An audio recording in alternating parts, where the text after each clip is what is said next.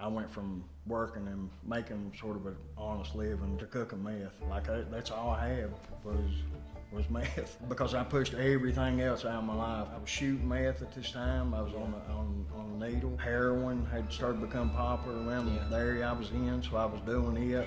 A lot of close calls on my life. I tried quitting. I even went back to the Suboxone, and nothing helped. I was in a dark place and did not know how to get out of it. Hello guys, I'd like to thank everybody for tuning in to Redemption Road Podcast today. We're out here at Black Street in Barberville, Kentucky. It's one of the projects that our rehab is building right now. We're in the process of building. We're trying to turn this that used to be an old storefronts, and we're trying to turn them into apartments for girls that are trying to get their kids back and that are fighting over custody and stuff. So we got a few of the guys through there working, and they're doing a little bit, might hear a little background noise back there, a little hammering, a little sawing, all kinds of things going on. But I'm Mookie. And today I've got a little special treat for you. I'm here with one of my good buddies, Brandon, the B-Man Morris, and we're going to share a little bit of his testimony with y'all today. So, Brandon, if you would, just kind of, tell us a little bit of how your life has been, and we'll just go from there. All right, thanks, Mookie. So I was raised a little bit east of here in Pikeville, Kentucky, in Pike County. Yeah, small town. Yeah, small town of Pikeville. Yeah. I was raised by two wonderful parents. They're still married. Been married 50 plus years. Hey. I was fortunate. I was like I said, raised with a good family. The first 11 years of my life, I didn't stay with them a whole lot. I stayed with my grandfather, which lived a little ways away. Mostly because I think I was the favorite grandchild, to be honest. Yeah, so y'all were real close. Yes, Mom, Dad, yes, and my grandparents yes, up the road. yes. This would have been my mother's dad. Yeah. He spoiled me. So I love this man. I stayed with him most of my time. Yeah. But as I was raised around him being a good man, I was kind of introduced to drinking and stuff like that at an early age. I didn't realize at the time how bad it was. What I was being introduced to. Of course. It just seemed like a normal thing to me. Yeah. So did he drink? Or? He did, and he was a bootlegger. So he sold beer. Okay. He had what they called the little house out from his house because my grandmother wasn't allowed in her house. So he moved it next door. Yeah. And keep it hid from Mama. Well, it didn't go in. No, it wasn't hid, but it just didn't go on in her house. Yeah. I understand. But they gambled there. It was a poker house, and I can remember as a young child, my face just barely looking over the tables. Yeah. The men playing cards and drinking, and that's what they done on their weekends. And it seems like they were all great men. I mean, good men. That I thought. But I remember asking for a drink of beer, and I remember him giving it to me. Yeah. And me catching him with not looking and getting it. Yeah. So about how old would you say that you were when you started? I'm gonna say like 8 or 9 years old. 8 or 9 years old. Yeah. When I was asking for drinks and stuff like that, and later on, I was introduced to marijuana. I had other people in the family that was doing that, and that would be left out there. Yeah. And as I got on up to about 11, I remember, I would steal it all the time and drinking and smoking weed. So I was introduced to it really early by that side. But like I said, around 11, my grandfather, I didn't really realize at this time, but I noticed there was a change that had been made. He stopped all that. The bootlegging quit. Yeah. The card playing and stuff like that. And then here, he, was going to church, things like this on Sunday. Yeah. So he I guess he got saved. I like I said, I didn't understand that. Didn't even know what being saved was. All I knew that there was a big change in this man's life, and it changed my life again because that was no longer around me. And that's sort of like, you know, the Bible says, you know, once you become saved, you become a new creature. For sure. Know? Yeah. And you know, yeah, and that's very true. Yeah. You know, I witnessed. Absolutely. So I was being took to church, and just things changed dramatically with that. And I remember it was a great change. It was a good change. I loved it. Not long after that, later on, my grandfather he came down with lung cancer. Yeah. So he ended up getting really sick, and I watched him. You know, he laid there in pain, misery for a couple of years, man, and then passed on. Yeah. And I always, I think I had a resentment there. I always, you know, was mad about somebody. You know, or mad. Yeah, of course, you know, here your grandpa started, you know, this better life and changed for the good, and then all of a sudden, you know, So get sick and stuff. Yeah. So I was kind of back at my parents, or at my aunt's. Just wherever I wanted to stay, they usually let me. My family was real close. My dad had, I think it was 13 brothers and sisters. So I had a lot of aunts. Big family. Yeah. And on that side of the family, there was some drinking going on, but not drugs like with my dad. My dad, he was a hard worker. My mother too. But you know, there was a little alcohol there on the weekends, things like that. And that continued, you know, later on up in the years too. And as I got older and into the 7th and 8th grade, it started getting worse on my end. Yeah. I was getting more into more drugs, different drugs. Hanging out with the wrong crowd. Absolutely, right in the middle of it. And it kind of it started going downhill from about my freshman year in high school till I graduated. Started getting in trouble, things like that. Yeah.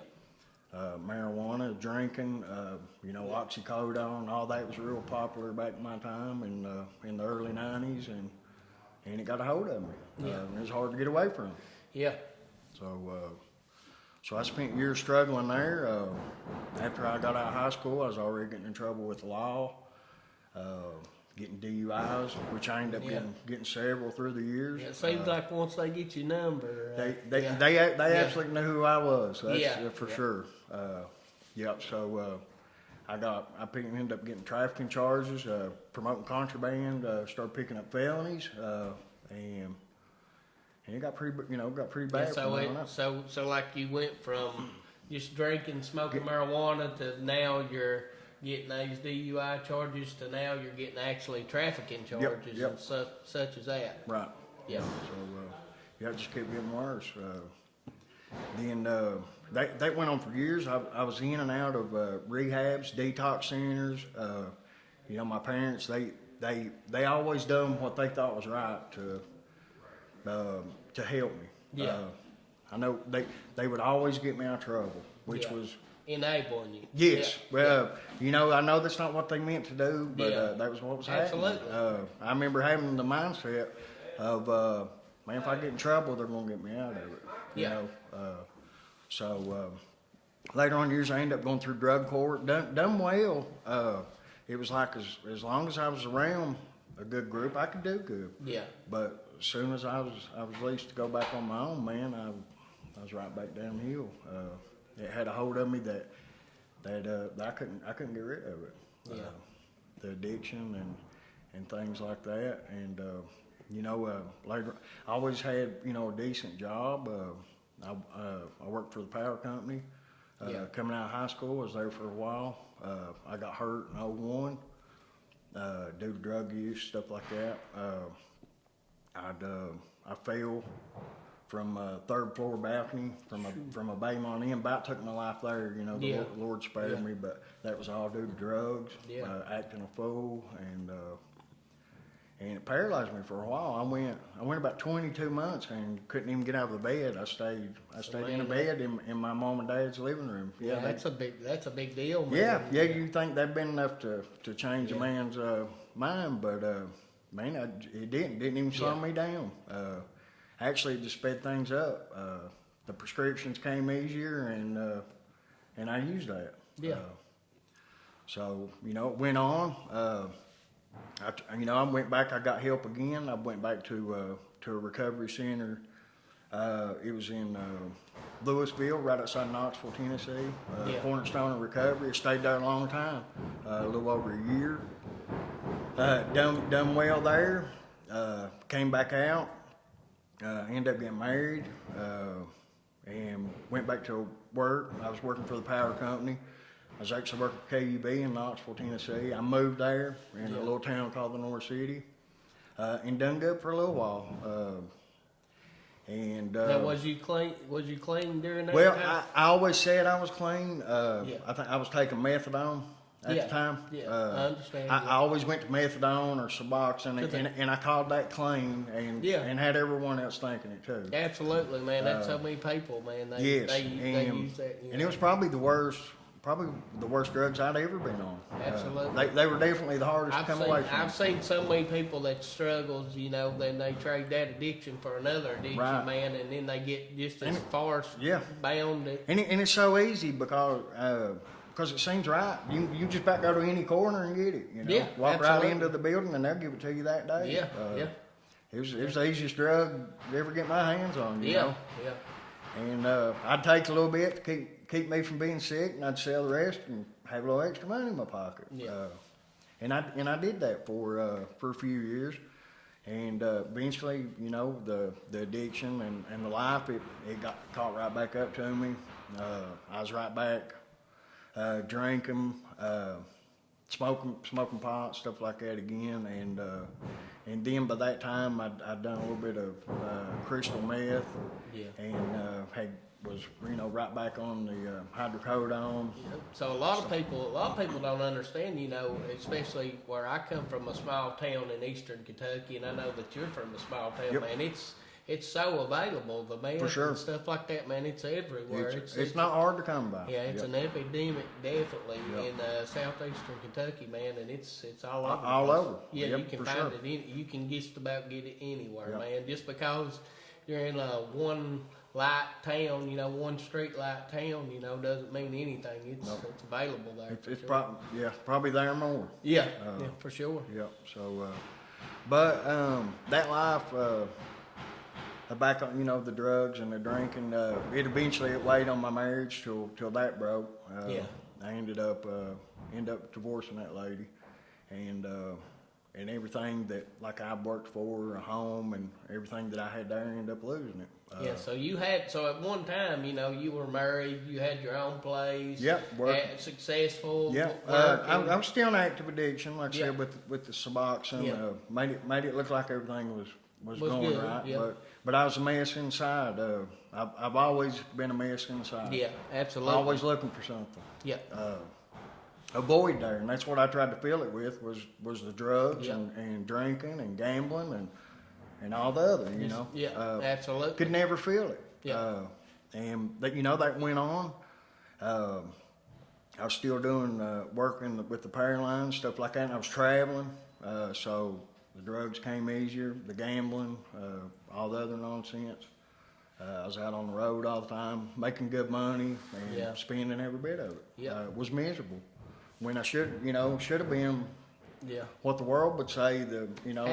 Happy. That's what the world, the world, the world says, you get this great job, you're making this money, and everything's supposed to be normal. It's supposed to be taken care of. You're living high on the hog, absolutely. And it was probably the most miserable time of my life. So as I'm traveling and things like this, I end up meeting a gentleman this time who made crystal meth, and he ended up showing me how to make it. At the time, you could walk right into the pharmacy and get the Sudafed. Everything to get them was so easy. There wasn't no laws like they are now. But so I went to doing this, and and then it got real bad from there. I went from working and making sort of an honest living to cooking meth. And it got pretty bad.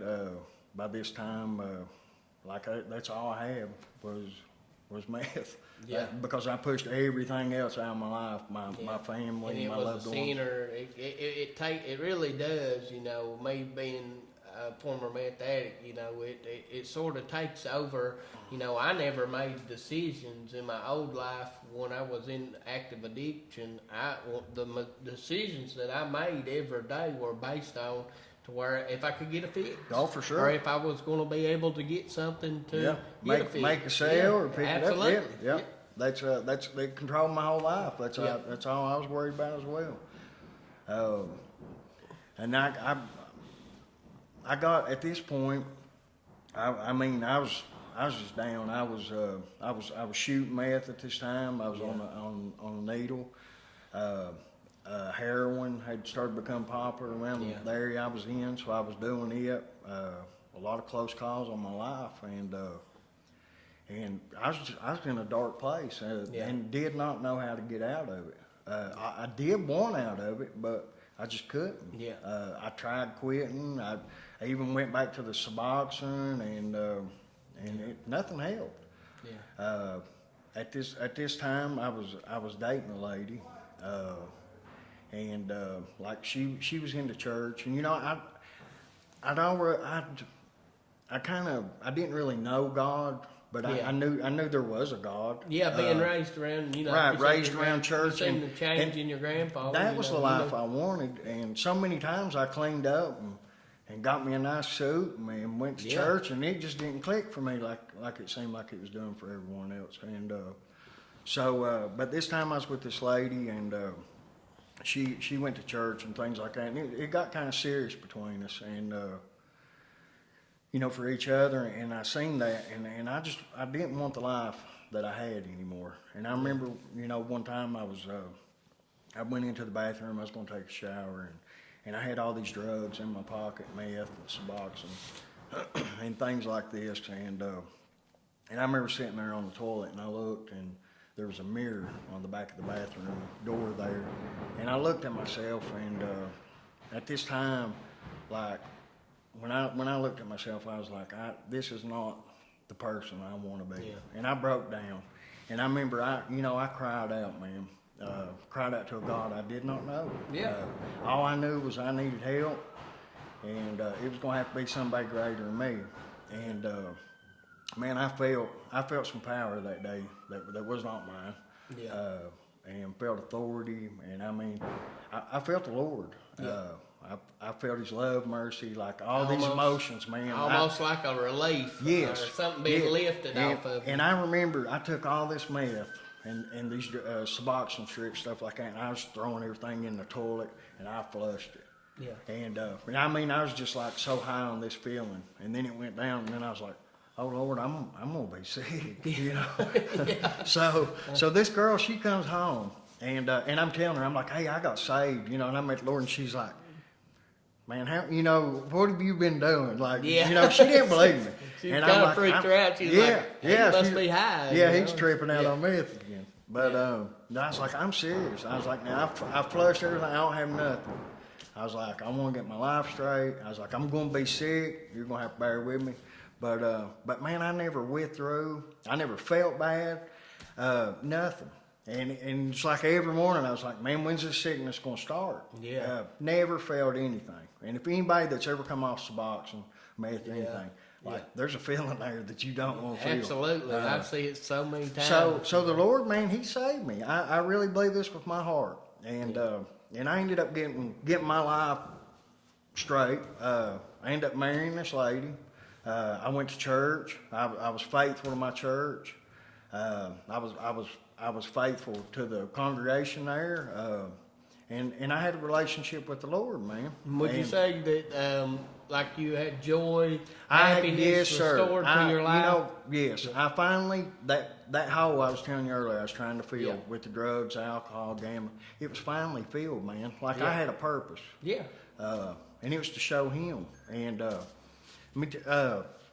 so this went on. Like I said, I served the Lord, everything, for about 5 years, and I started slipping. And when I started slipping, I didn't realize, like, how much I was slipping. Like, everything was going great. I had a good job. I had a home again. I was married, and stuff like this.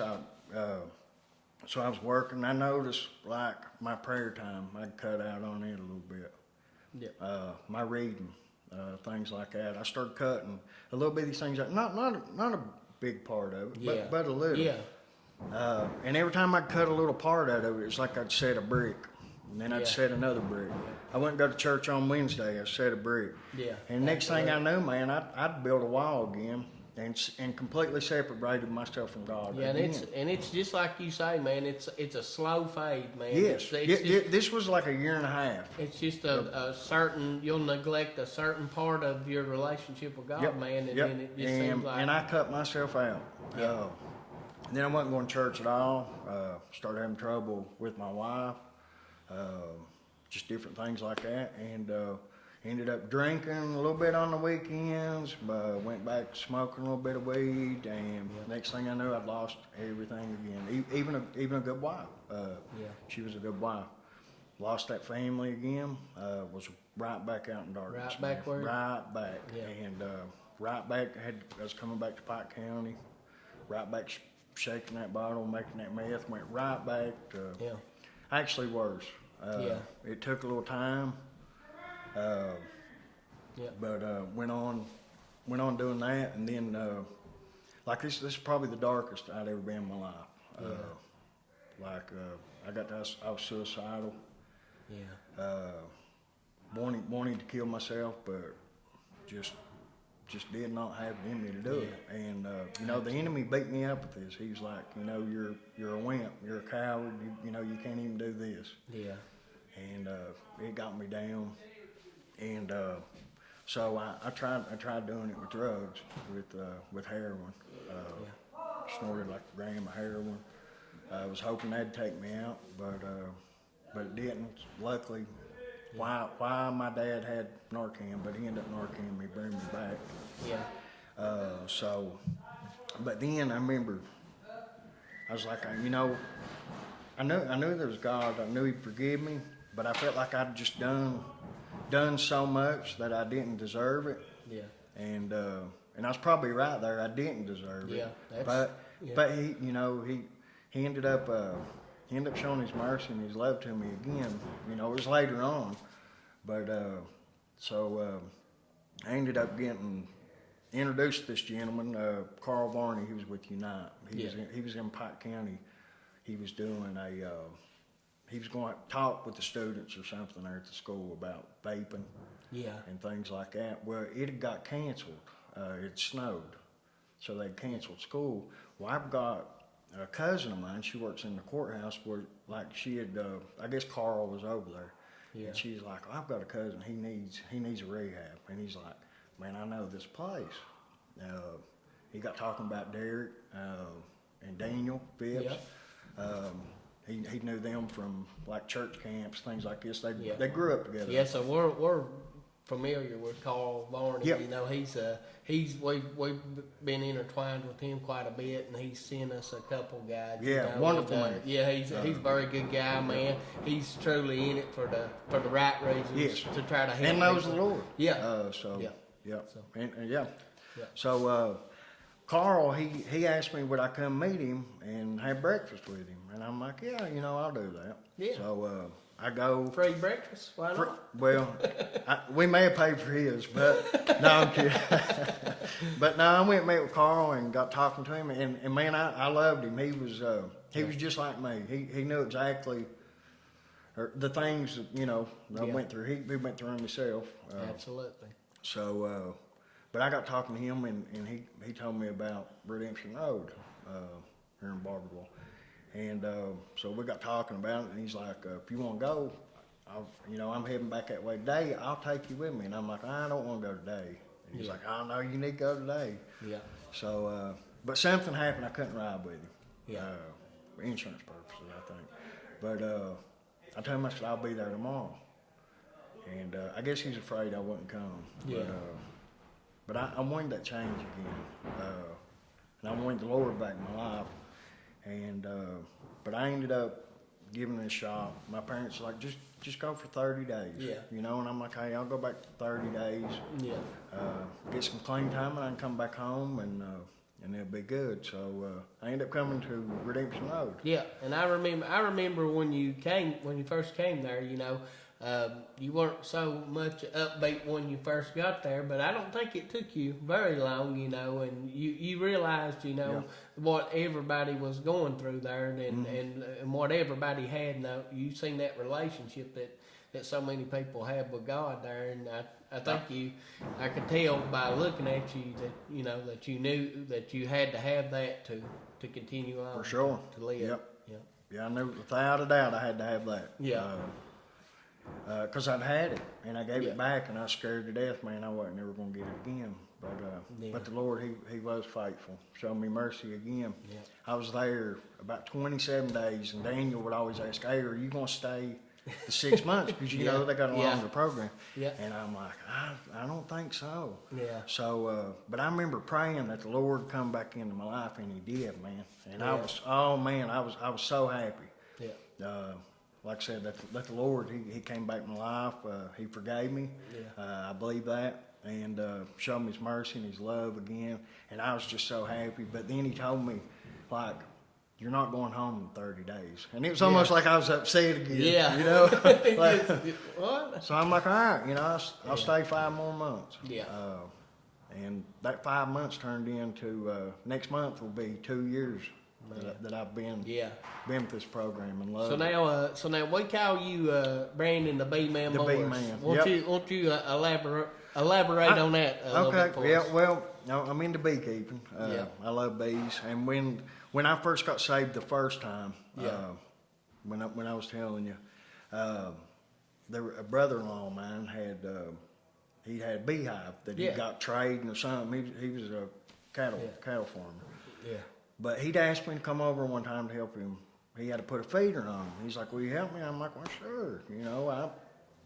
Anything crazy, I'm usually into it. Yeah. So I get over there, and he's got this full bee suit on, and I'm like, all right, where's mine at? And he's like, well, I only got one suit. And I'm like, So tricked you. yeah, he kind of tricked me. So Yeah. we waited about the edge of dark, and he said, I don't think they fly at night, which is not true at all. Not true at all, yeah. Not true at all. But I remember breaking this beehive in two and pulling it apart, and I just seen all that, and I was like, man, I gotta have me some of these. You know what I mean? So I ended up getting some bees, and when I got these bees, I remember sitting them there, and I'm like, Lord, I don't know anything about these bees, and I don't know anything about you, so I need you to teach me both. Yeah. And he did that, man. Yeah. That's been 7 years ago. I Yeah. think. I know you've made honey a couple times. Since Well, you've been I've here. got it. Yeah. The bees make it. But, Yeah. You Yeah, got everybody always says, Yeah. when you gonna make us some honey? I'm like, man, I don't make it. you just get it. You just take it from the bees after they make it. they make it. So, But, So, won't you tell us a little bit? So now you've been here for 2 years. Yep. Tell us a little bit about what your role is today at Redemption Road. my role today, well, I work with, I may get the name wrong, but Redemption Road, it's tiny homes and cabins. Yes. We build A-frame cabins, any size building that you want, but up to 14 by 40 is one of our biggest A-frame 2-story cabins. And the guys that are like graduating the program, I guess they can't get jobs. Maybe possibly out because Don't want to felonies. send them back to where they've been. Or, yes, so we provide jobs there. It's a drug-free environment. Everybody there knows the Lord, walking with the Lord, so it's a good Christian environment. Yeah, so it's sort of like not just building homes, but you're kind of like discipling in these guys too. Absolutely, Yeah. absolutely. Yeah. And they get to look at, they get to see examples like just for instance, you and like Yep. Luke and Trabo. I know there's a few of you guys out there. And y'all are not just building homes, but you're helping these other guys Yep. that are just now getting, where they're most vulnerable, they're just now getting out of rehab. And so you're helping them build character and build relationship with the Lord. with God, And, yes.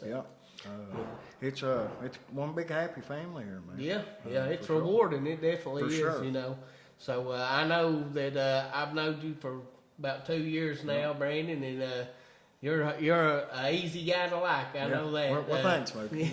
You too. You got a good personality. You like to cut up and stuff, and I also know that you truly are serving God, and that's what it takes. It takes that relationship with God. We have to keep it sustained, like you said.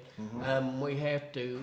It's a daily thing, you know. It's something that when you get up of the morning, you know, you've still got that choice, you know. Every day. Yeah, I could go back to it. Yeah. I mean, like I said, it's my choice, but you know, thank God I got a choice. You know, I didn't then. Yeah. I had to do it. Yeah. I don't now. Yeah. Yep, God's thank God. good, man, so you're out building these tiny homes. You got any good stories about any of them? Not really. Not no good stories. Not good ones. I've got a few bad. I know you cut your finger open just the other day. I did. I smashed my finger. I cut it open, and I super glued that bad boy and black taped her up and went right back to work. You know, like all men do. Yeah. So that ended up getting a staph infection. And MRSA about took me out. So the black tape wasn't the no, they said the super glue wasn't that bad of an idea, but I need to get black tape out of my first aid kit. Yeah, you need to get rid of that. Yeah, well, that's good. Yeah, so that'd probably be a good.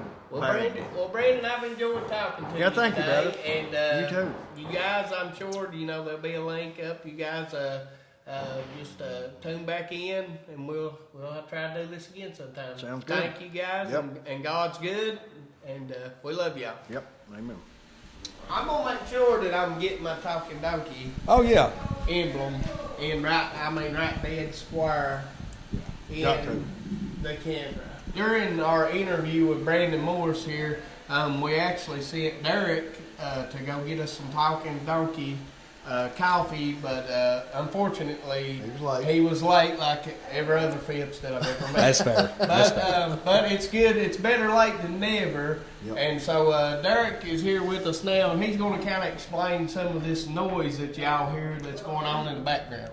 So at Redemption Road in Hope City, one of the common things we have is people wanting to stick around and, you know, need a job and a place to live. And so that's one of the biggest problems we faced. And so here on Black Street, we're trying to get some apartments ready for people to move into, you know, to continue their recovery process and their aftercare program. And so they can stay surrounded, kind of like a therapeutic community, you know, keep that constant support. And so with the Talking Donkey, the coffee shop, we've also tried to kind of branch out and do other businesses to provide employment for these people coming out of recovery. A lot of them never worked a real job or never very consistently, you know, worked a real job. Or can't get a job with sure. with their felony, you know, records. That is Absolutely. that's a common thing. Yep. And so trying to kind of get them workforce ready and knowing the situations they're coming from and the struggles and, you know, the scenarios they're facing, trying to help prepare them to get back into, I guess you could say, the real world and be a productive, you know, member of society. Yeah. So that's a lot of the beating and the banging and all that sawing and stuff that you hear going on. We actually have some of the guys that are actually enrolled in the rehab right now. We're out here, we got them working, and no, we're not forcing them to work. They've come on their own free will to you know, just kind of help and try to get this project done. And I think we got some girls that are going to be moving in here to maybe get custody of their kids or something like that. Yep. And so try to get them back started in being a mother, Yeah. a wife if they're married, if not, you know, a godly woman.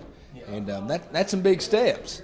And, of course, you know, we all strive to be that way, but sometimes we're in different situations, make it a little tougher. So we're trying to give that constant support and give them that opportunity if they have it. Absolutely.